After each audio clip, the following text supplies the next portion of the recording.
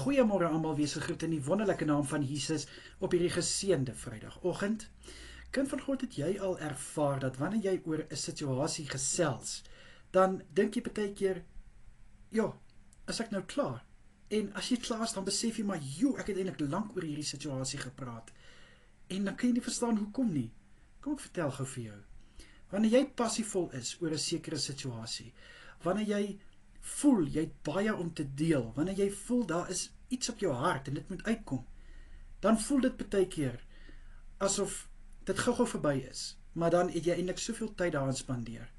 En dit kan net lekker wees, veral as 'n mens om God se woord lekker saam kuier.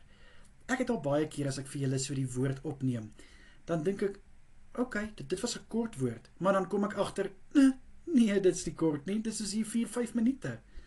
En dan besef ek net weer eens, dat hoe wonderlik is dit, om rondom God se woord saam te wees, om te gesels van die beloftes wat God in sy woord vir ons het, om te gesels oor die genade van God, om net te kan gesels van wat 'n wonderlike God ons dien. Kind van God, is dit nie soveel beter om liewer ons fokus te rig op gesprekke wat vrug dra nie, gesprekke wat ons kan lank onthou, gesprekke wat 'n verskil maak in ons lewens. Want dit help ook nie, ons het 'n gesprek en dit voel so lankdradig en dit dra net geen vrug nie. En as ek dit nou reg het, staan daar in Psalm 1 vers 1 dat sit nie in die kring van die spotters nie. En dit sê ook vir my dat wanneer ons in gesprekke is wat skinder is en gesprekke wat jy kyk wie kan wie die slegste sê, wie se lewe is die moeilikste of die zwaarste.